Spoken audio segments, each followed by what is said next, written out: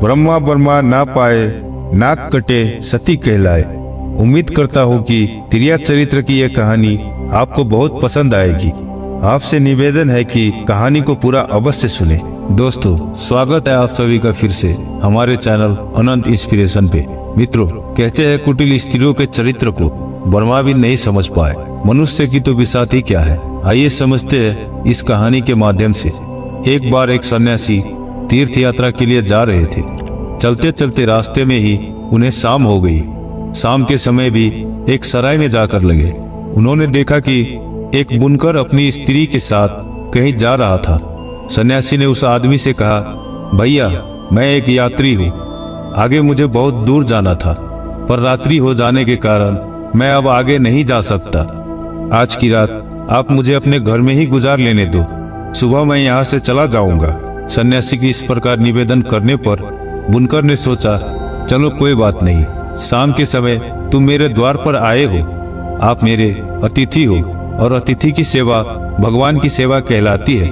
उसने अपनी स्त्री से कहा, प्रिय आज की रात ये सन्यासी हमारा अतिथि है, तुम इसे लेकर घर लौट जाओ और इसके भोजन पानी की लेटने बैठने की व्यवस्था करना, तब तक मैं दूसरे गांव से मदिरा पीकर अभी आता हूँ। इतना कहकर वो व्यक्ति चला गया।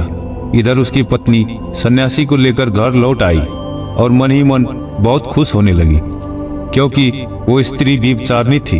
उसने सोचा कि मैं जल्दी जल्दी सन्यासी की भोजन पानी और सैया की व्यवस्था करके अपने प्रेमी से मिलने जाऊंगी।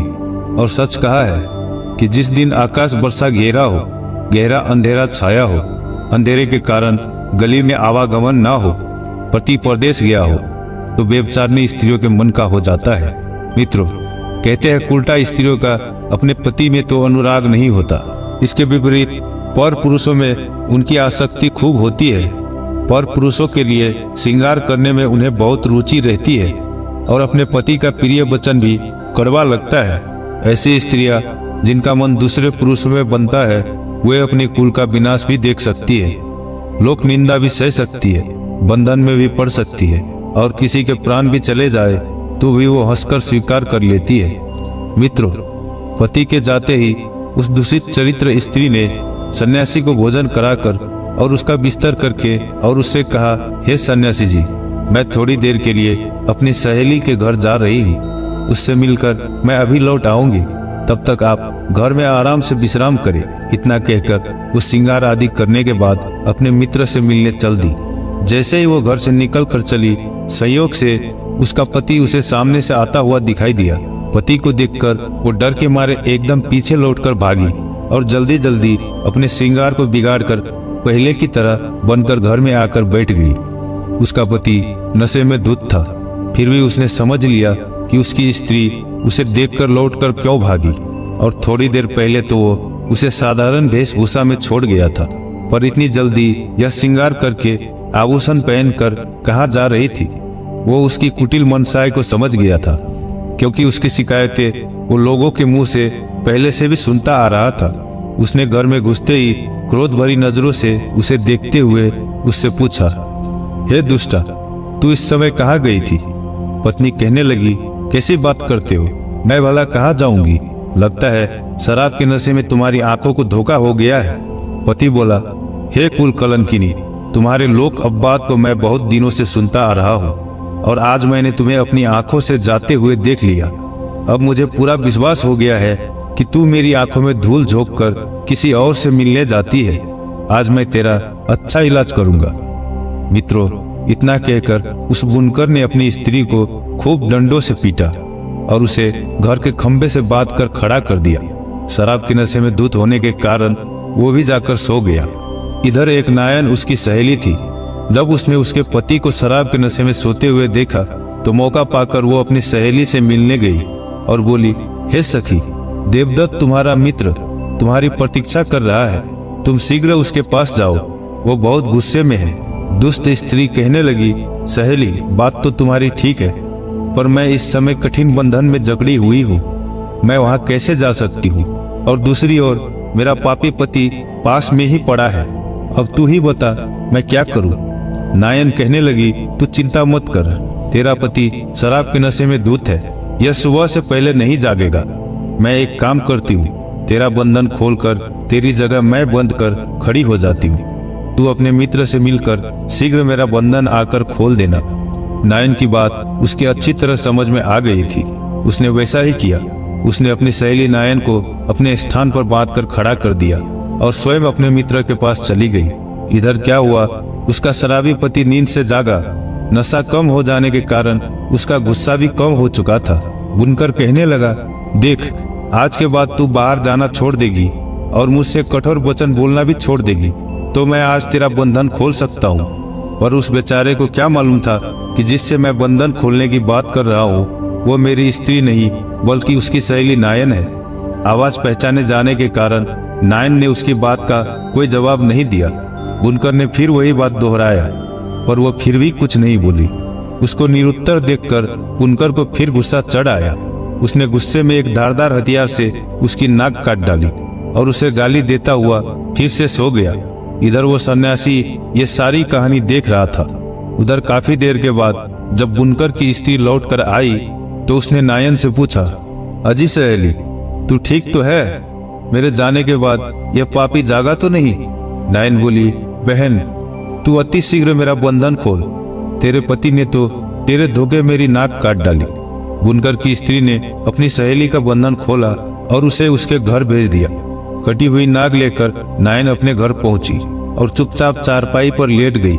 मित्रों, इधर थोड़ी देर के बाद बुनकर फिर नींद से उठा और अपनी स्त्री से बोला, यह दुष्ट स्त्री, तू बोलती है या अब की बार तेरे कान भी काट दूं।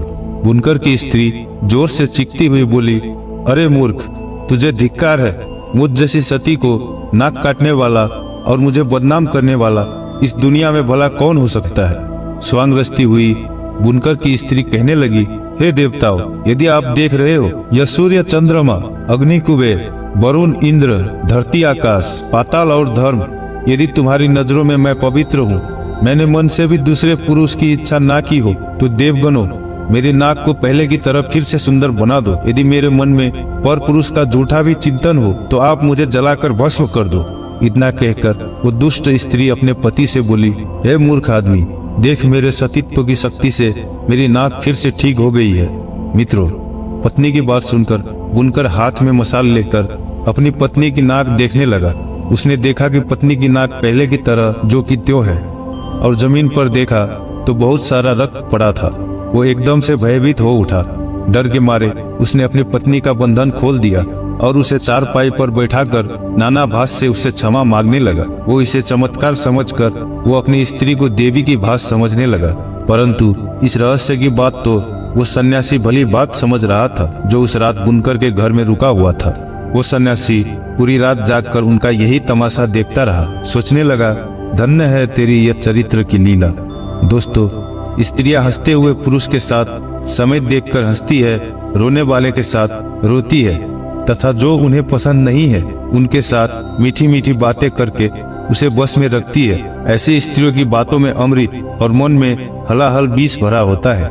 कहते हैं, कामी पुरुष इसी अल्प सुख के लिए थक जाता है। भंवरों की तरह कमल का रस लेते हैं और बाद में अपने हाथों से अपनी छाती और माथा कूटते हैं।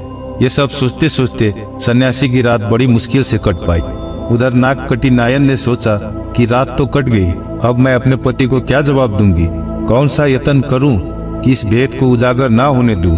वो ये सब सोच ही रही थी कि इतने में उसका पति नाई, जो काम की तलाश में राजा के महलों में गया था, सुबह सुबह लौट कर आया और लोगों की हजामत बनाने के लिए नायन से अपने हजामत बनाने वाली पेटी मांगने लगा। परंतु नायन ने क्या किया, वो अपने भेद को छुपाने के लिए पहले से तैयार बैठी थी। उसने पेटी में से एक छुरा निकालकर नाई की ओर फेंक दिया। नाई ने देखा कि इसने पेटी की जगह एक छुरा मुझे दिया है, वो भी फेंक कर। तो उसने वो छुरा नायन की ओर गुस्से से फेंकते हुए बोला, ये छुरा पेटी में रखकर पूरी पेटी ही मुझे दे दो। जैसे ही छुरा नायन की ओर फेंका, नायन का मौका लग गया। वो अपनी नाक पकड़कर चिल्लाती हुई घर से बाहर आकर चीखने लगी।